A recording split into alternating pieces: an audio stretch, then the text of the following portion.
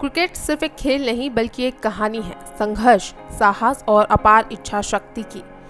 आज हम आपको कुछ ऐसे ही बेहतरीन क्रिकेटर्स के बारे में बताएंगे जिन्होंने अपनी चोटों के बावजूद मैदान में जीत के नए अध्याय लिखे। भारतीय टीम के विकेट कीपर बल्लेबाज ऋषभ पंत ने इंग्लैंड के खिलाफ मैनचेस्टर टेस्ट की पहली पारी में जो गजब का जज्बा दिखाया, जब पंत ने टूटे पैर के साथ बल्लेबाजी की और टीम इंडिया के लिए बहुमूल्य रन जुटाए। पंत जब पवेलियन लौट रहे थे तब स्टेडियम के मौजूद दर्शकों ने खड़े होकर उनके साहस को सलाम किया। हालांकि ये पहला अवसर नहीं था जब किसी भारतीय खिलाड़ी ने ऐसी दिलेरी दिखाई हो। अनिल कुंबले, आर अश्विन, हनुमा विहारी और रोहित शर्मा जैसे खिलाड़ी भी चोट को भूलकर टीम इंडिया के लिए जान लड़ा चुके हैं। तो चलिए जानते हैं उन खिलाड़ियों के बारे में जिनके जज्बे ने इतिहास लिख दिया, और ये भी जानते हैं कि ये खिलाड़ी किस तरह से न सिर्फ शारीरिक ताकत से बल्कि मानसिक मजबूती से भी लड़े और हमें ये सिखाया कि जब दिल में हिम्मत हो तो कोई भी चुनौती बेनामी हो जाती है।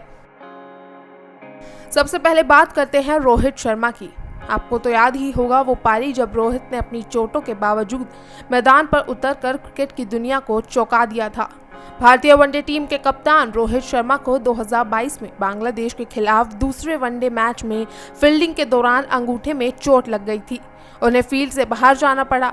इसके बाद रोहित ओपनिंग करने भी नहीं उतरे, मगर जब 272 रन के टारगेट का पीछा करते हुए टीम इंडिया ने 207 रनों के स्कोर पर ही 7 विकेट गंवा दिए, तब रोहित ने बल्लेबाजी के लिए आने का फैसला किया।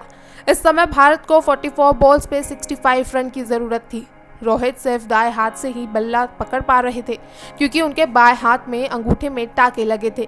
वो सिर्फ दाएं हाथ से ही बल्लेबाजी करने में सक्षम थे और उन्होंने तूफानी अंदाज में 3 चौके और 5 छक्के की मदद से 51 रन जड़ दिए।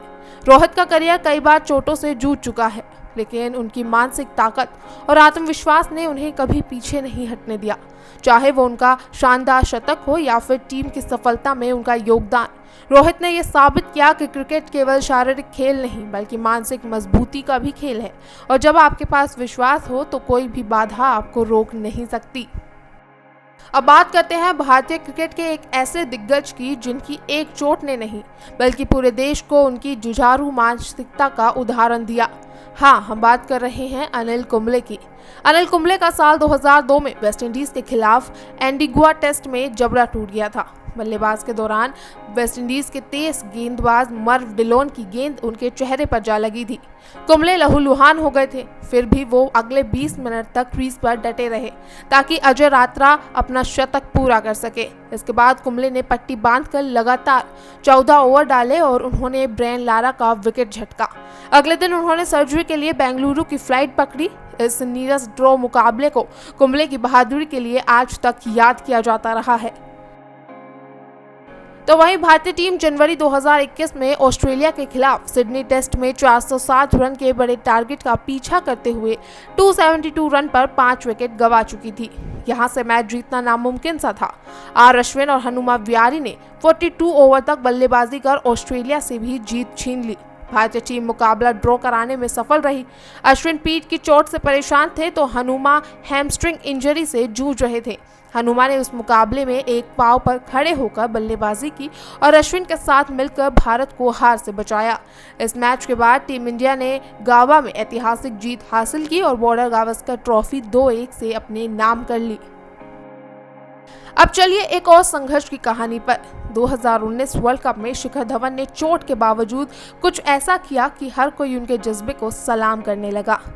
5 जून को ऑस्ट्रेलिया के खिलाफ मैच के दौरान उनके अंगूठे में गंभीर चोट लगी थी, लेकिन क्या धवन ने मैदान छोड़ा? बिल्कुल नहीं। उन्होंने दर्द को नजरअंदाज करते हुए 170 रन बनाए, जिसमें कि 16 चौके थे। धवन ने यह दिखाया कि जब दिल में साहस हो तो कोई भी चोट आपको रोक नहीं सकती। हालांकि उनकी चोट बढ़ने के कारण वो टूर्नामेंट से बाहर हो गए, लेकिन उनकी ये साहसिक पारी क्रिकेट इतिहास में हमेशा याद रखी जाएगी। अब हम बात करते हैं क्रिकेट के भगवान सचिन तेंदुलकर की। 2006 में पाकिस्तान के खिलाफ एक वनडे मैच में दौरान सचिन को शोएब अख्तर की बाउंसर से छाती में चोट आई और उनके 2 पसलियां फ्रैक्चर हो गई। लेकिन क्या सचिन ने मैदान छोड़ा? जवाब सेम वही नहीं। उन्होंने वही किया जो सचिन तेंदुलकर करते हैं, मैदान में उतरकर भारत को जीत दिलाई। एक ऐसी पारी जिसमें उन्होंने अपने देश के लिए कड़ा संघर्ष किया। सचिन ने यह साबित किया कि जब आपके पास देशभक्ति और समर्पण हो तो कोई भी चोट आपको नहीं रोक सकती, और यही कारण है कि उनका यह प्रदर्शन आज भी क्रिकेट प्रेमियों के दिल में जीवित है।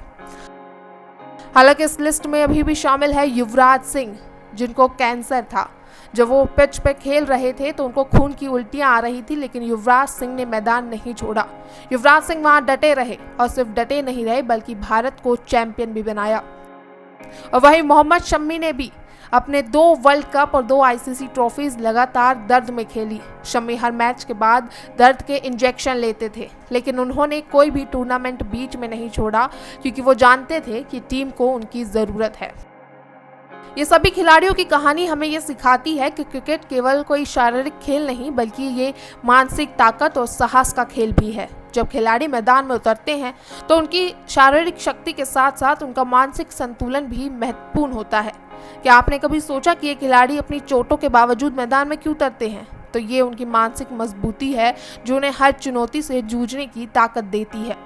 एक बात और है, इन सब खिलाड़ियों के संघर्ष का एक और महत्वपूर्ण पहलू है उनका समर्पण और देशभक्ति। ये खिलाड़ी सिर्फ खुद के लिए नहीं बल्कि पूरे देश के लिए खेलते हैं। जब हम उनकी कहानियों को सुनते हैं तो हमें ये समझ में आता है कि इन खिलाड़ियों का संघर्ष सिर्फ उनके व्यक्तित्व संघर्ष नहीं बल्कि भारत के लिए एक जीत है। उनका संघर्ष, उनकी मेहनत और उनका समर्पण हमें ये याद दिलाता है कि क्रिकेट केवल खेल नहीं है, ये एक भावना है, एक आदर्श है जो हमें हर दिन अपने जीवन में लागू करना चाहिए।